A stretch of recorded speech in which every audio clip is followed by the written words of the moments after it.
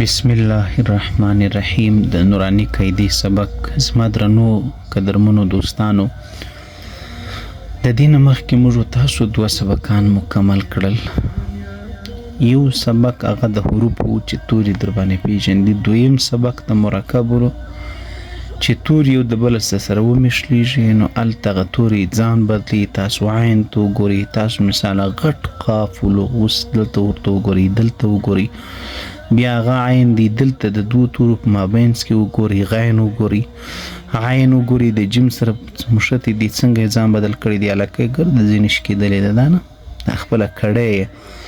نو دغه رنګه سوات، غندات، میم دا هر څه ځان بدلی، یې پیرې نون قابرې. د دغه سبق نن دا 3م سبق دی، دلته یې څو لیکلي دي؟ 3. د قرآن مجید د زده کولو لپاره د دې سبقانو زده کول د بنیاد حیثیت لري. نو دا 3م سبق دی. په دې 3م سبق کې تاسو ته بل اسانه شی درشي.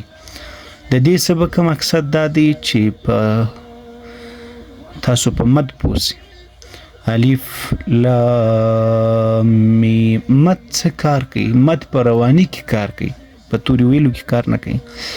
په رواني کې د دند او کار دا دی چې بابا دا توري اوږدوي. څه شي کوي؟ په رواني کې توري اوږدوي. الف لام میم، دا ګرده دغسې دي.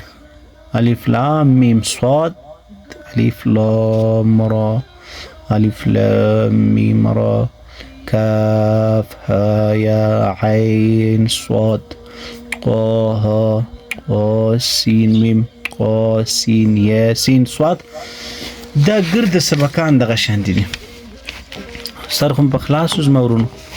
دغه رنګه دا حامیم دی، حامیم عین سین قاف قاف نون الف لام میم. الله لدین وروسته مهم سبق د قاعدې دا هغه دغه 4م سبق دی.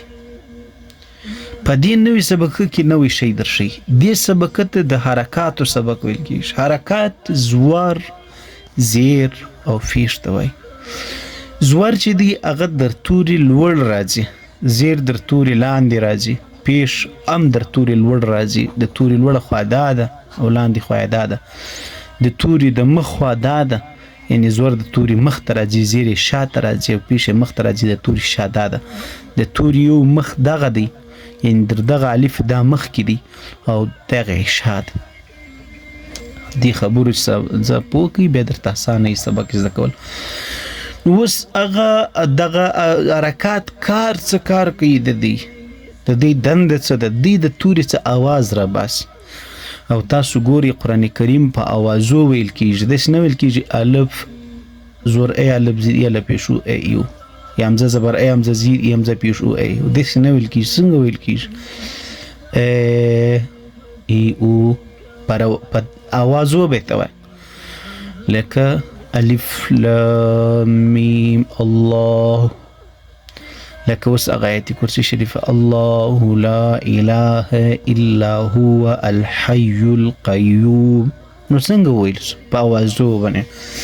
دغه آواز د دې توري څه د دغه حرکاتو کار دی. او حرکات په 2 قسمه دي، یو ساده حرکت دی، یو تنوین دی، 2 سورونه چې موږ ته ورته وایي. دغه سبق په دې سبق پسې دی.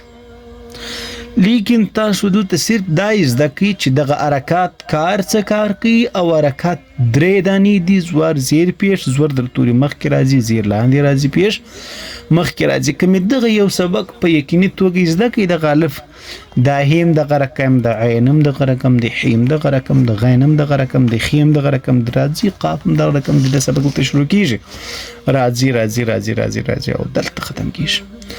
او دغه 5م سبق دی که زندگی باقی و ان شاء الله العزیز. دا به سبا درته ښیم. پر الله مسپارم. فی امان الله تعالی. السلام علیکم.